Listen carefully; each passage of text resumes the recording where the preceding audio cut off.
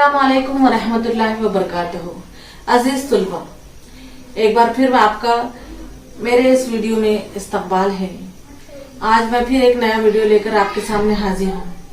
बच्चों, मैं on screen video लेकर आप लोगों के सामने इसलिए आती हूँ ताकि आपको जो अहम मौजूआत है और जो हमारे उर्दू पढ़ने के अमल में बहुत ही बुनियाद रखते हैं, उन चीजों को आप लोगों तक अच्छी तरीके से पहुंचा सकूं। तो बच्चों, इसी की एक कड़ी है आज का मौजू खड़ी जेर वाले अल्फाज। ये खड़ी जेर क्या होता है और इसकी आवाज कैसी होती है, अल्फाज की अदायगी कैसी की जाती है, और एक अहम कंफ्यूजन जो आप लोगों को होता है वो आज इंशाल्लाह इसमें दूर हो जाएगा। और ये तमाम चीजें हम इस वीडियो में आज देखेंगे। तो चलिए आज का ये बहुत ही इंटरेस्टिंग मौजू हम शुरू करते हैं। खड़ी जेर। बच्चों, ये अलामत आप लोगों को दिखाई दे रही है। ये के दो नुक्ते हैं और उसके नीचे खड़ी जेर है। यहाँ पर ये जो लकीर दिखाई दे रही है उसे हम खड़ी जेर कहते हैं। अब ये जो दो नुक्ते हैं, ये किस ये की है? ये या तो छोटी ए के होंगे या फिर बड़ी ए के। तो प्यारे बच्चों, ये जो ये के दो नुक्ते हैं ये हमने अख्ज़ किया है छोटी ए से। हम आपको लोगों को याद होगा, हमने पुराने वीडियो में हमने ये देखा है कि किस तरीके से हुरूफों की आधी शक्लें होती है। तो हमने ये देखा था कि ये जब ये छोटी ए के नीचे भी दो नुक्ते लगाए थे और बड़ी ए के भी नीचे दो नुक्ते लगाए थे, यानी जब इन हुरूफों को जो हम जोड़ते हैं, बीच में इस्तेमाल करते हैं, तो हम उसकी आधी शक्ल इस तरीके से लेते हैं। ये है ना। तो छोटी ए भी इस्तेमाल करेंगे हम, तो ये का इस्तेमाल होगा, इस तरीके से इस्तेमाल होगा, और बड़ी ए के भी दो नुक्ते इस तरीके से लिखे जाते हैं। लेकिन जब यहाँ पर हम खड़ी जेर लगाते हैं तो यहाँ पर आवाज आती है ई की, यानी हमने छोटी ए से ये अख्ज़ किया है। खड़ी जेर वाले जो हुरूफ है ये ई है, या खड़ी जेर ई, तो हमने इसे अख्ज़ किया है छोटी ए से। ठीक है। और बड़ी ए का जब ये इस्तेमाल होता है तो उसमें आवाज आती है ए की। जब हम बड़ी ए वाले ए इस्तेमाल करते हैं तो उसमें आवाज ए की आती है। तो ये वाले ई की, छोटी ए की आवाज ई है और बड़ी ए के ये की आवाज ए है। ठीक है। अभी हम चलते हैं खड़ी जेर ई वाले हुरूफ पर। अब देखिए बच्चों, जब कभी भी ये खड़ी जेर या खड़ी जेर ई वाले हुरूफ किसी भी हुरूफ से मिलते हैं तो उसी की आवाज अख्तियार कर लेते हैं। जैसे कि जब जीम और या, यानी जीम ये जी, तो ये यहाँ पर जीम और या खड़ी जेर ई, जब ये मिलते हैं, ये ई जब जीम से मिला तो यहाँ पर इसकी आवाज आएंगी जी। उसी तरीके से ते से जब ई मिलता है तो उसकी आवाज आएंगी ती। काफ के साथ हम या खड़ी जेर ई मिलाएंगे तो ये हो जाएगा की। तो देखिए, जी ती की, यानी हम क्या कर रहे हैं, ई को त में मिला रहे हैं, ई को जीम में मिला रहे हैं और ई को काफ में मिला रहे हैं। तो उसकी आवाज कैसी हो, उसी हुरूफ की जैसी आवाज हो जा रही है, जी ती की। चलिए मजीद मश्क करते हैं हम इसकी। देखिए ये ई जो है तो मैंने अलग अलग हुरूफों से जोड़ा है। अब हम देखेंगे कि इनकी आवाजें कैसी होती है। यहाँ पर बे से जुड़ा है ई, तो इसकी आवाज होंगी बी। पे से जब ई को जोड़ेंगे हम तो इसकी आवाज क्या होंगी, पी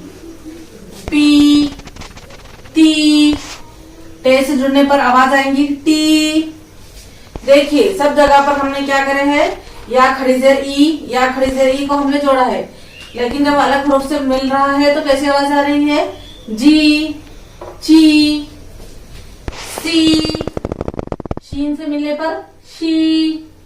एन से या खड़ी जेर ई को जब हम मिला रहे हैं तो उसकी आवाज कैसी आ रही है, ई गी फी की। गाफ ये खड़ी जेर गी मी नी। तो देखिए खड़ी जेर के जब हुरूफ आते हैं, अल्फाज आते हैं, हम जब पढ़ते हैं तो उसमें हमें खड़ी जेर को खींचना है, एक अलिफ तक खींचते हैं। अब बच्चों ये तो थे हुरूफ के साथ, हमने किसी हुरूफ के साथ हमने ई को जोड़ा था। अब हम उसी तरीके से आगे बढ़ते हैं, एक हम स्टेप आगे लेते हैं और देखते हैं कि अब लफ्ज कैसा तैयार होता है। ई वाले खड़ी जेर वाले अल्फाज कैसे होते हैं, उन्हें कैसा पढ़ते हैं। तो चलिए अब इसके आगे हम कुछ अल्फाज सीख लेंगे खड़ी जेर वाले। चलिए मैं लेती हूँ यहाँ पर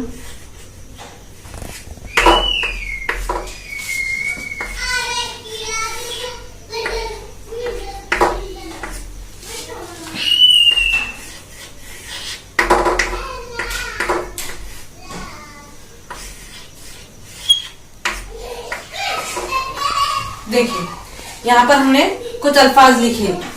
यहाँ पर हमने ये देख ली है कि किसी हुरूफ के साथ जुड़ने पर उसकी आवाज कैसी होती है। यहाँ पर ई है और ये नून के साथ जुड़ा है, तो यहाँ पर आवाज आएंगी नी, और बाद में चूंकि मीम है तो नीम। सीन और या है, या के नीचे खड़ी जेर है, सीप। ये होगी सीन के साथ ये खड़ी जेर ई, सी, और आखिरी का हम के पे मिलाएंगे तो क्या बन गया लफ्ज सीप, सीप। अब यहाँ पर देखिए चीन के साथ मिलकर ई क्या होगा, आवाज आएंगी इसकी ची, और आखिरी में नून है चीन, चीन। गाफ और या खड़ी जेर गी, आखिरी में ते है गीत।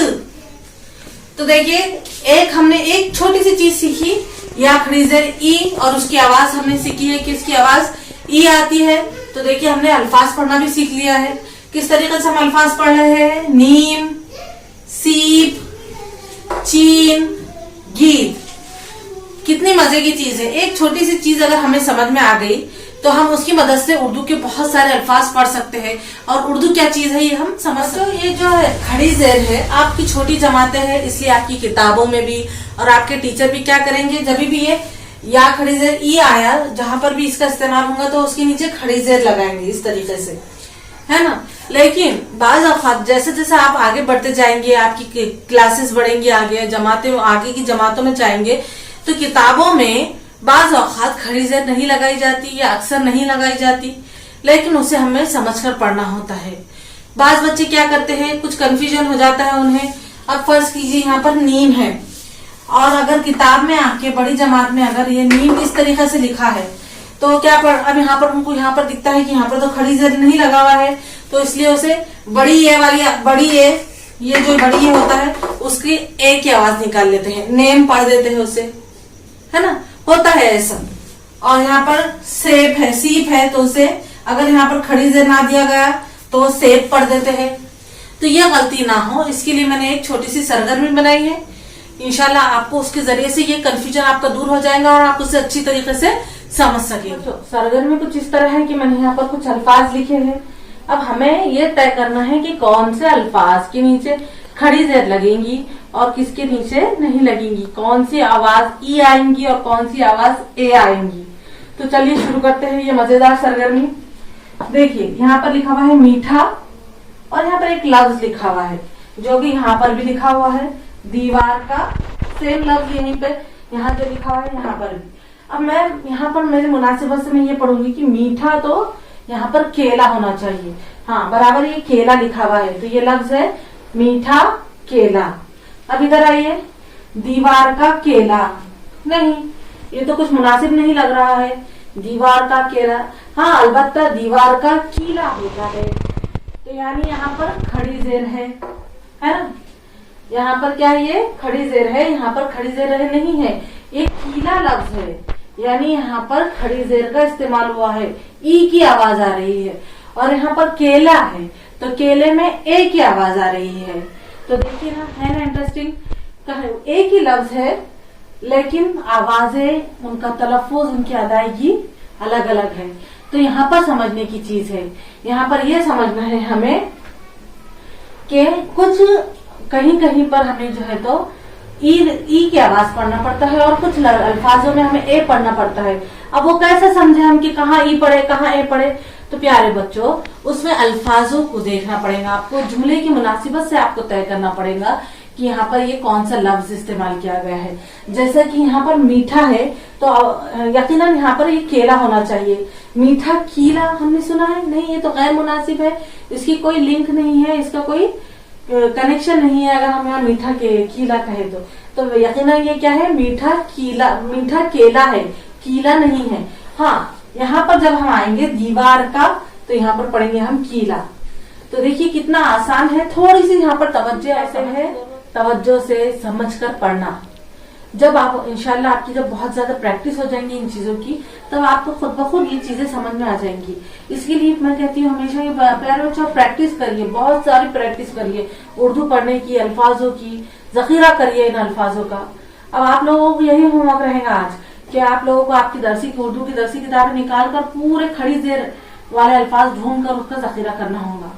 ठीक है, चलिए अब देखते हैं आगे। आम का क्या होता है?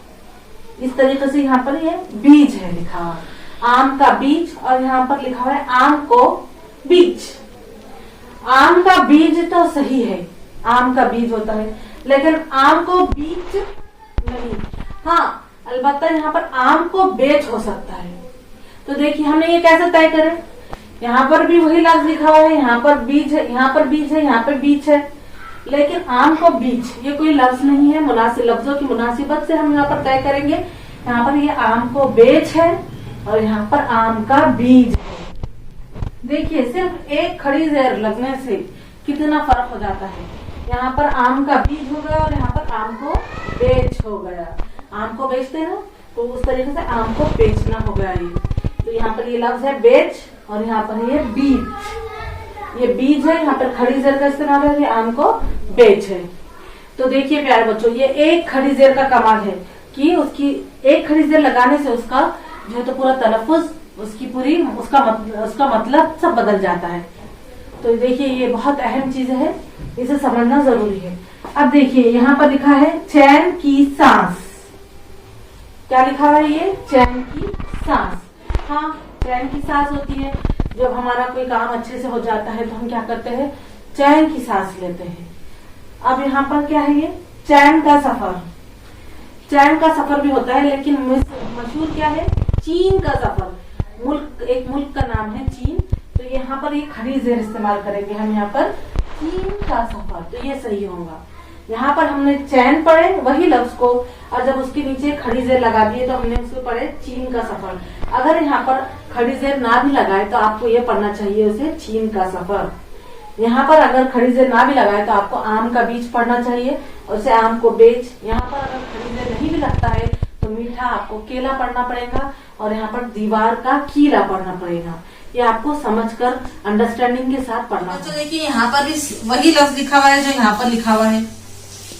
यहाँ पर तो मुझे पीर का दिन दिख रहा है, लिखा हुआ पीर लिखा हुआ दिख रहा है। यहाँ पर हम इसे पीर का दिन मुनासिब है इसलिए यहाँ पर हम खड़ी जेर दे देते हैं। ये हो गया पीर का दिन। अब यहाँ पर भी मैं इसे पीर पढ़ूंगी, पीर का दर्द नहीं, मुनासिब नहीं है।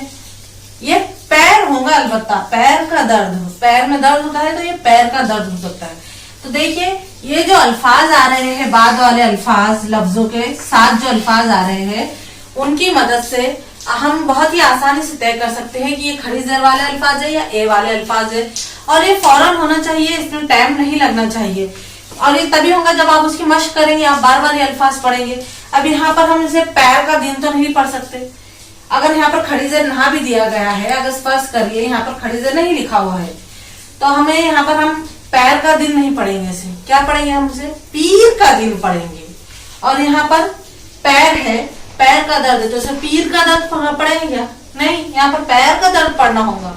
तो प्यारे बच्चों, ये थी हमारी आज की सरगर्मी कि किस तरीके से खड़ी जेर का इस्तेमाल किया जाता है और कैसे हमें अल्फाज की अदायगी करना होती है। ई वाले अल्फाज, ए वाले अल्फाज, कब हमें ई पढ़ना है, कब हमें ए पढ़ना है। तो प्यारे बच्चों, आपको इसकी मशक करना होगी। और ये जो वीडियो है बहुत ही अच्छा, बहुत ही सिस्टमेटिक बना हुआ है, तो आप इसे बार बार पढ़ें। और इसके अलावा आपके दोस्तों को, सहेलियों को भी बताएं इस चीज के बारे में, ताकि उनका भी फायदा हो सके। क्योंकि प्यारे बच्चों, ये चीजें ज्यादा समझने की जरूरत होती है। इन चीजों को आप अगर चैन से बैठकर ही समझेंगे तो इंशाल्लाह आपकी जो मुश्किल है, जो कंफ्यूजन होता है बच्चों को, ये खत्म हो। आप लोगों से दरख्वास्त है कि आप चैनल को सब्सक्राइब करें, ताकि ये जो अच्छे अच्छे वीडियोस बन रहे हैं वो सभी तक पहुंच सके, दूसरे लोग भी इससे फायदा उठा सके और हमारे लोगों तक के अच्छा मयारी मवाद लोगों तक पहुंच सके, उर्दू के फलने और फूलने में इसकी मदद हो सके। इसलिए मैं आप लोगों से कह रही हूँ कि चैनल को सब्सक्राइब जरूर करें और वीडियोस को दूसरों तक पहुंचाए, उनको आप आगाह करें। इंशाल्लाह और मजीद नए नए अच्छे वीडियोस बनाने की मैं कोशिश करूंगी ताकि आप लोगों का फायदा हो सके। जज़ाकल्लाह खैर। अस्सलाम वालेकुम व रहमतुल्लाहि व बरकातहू।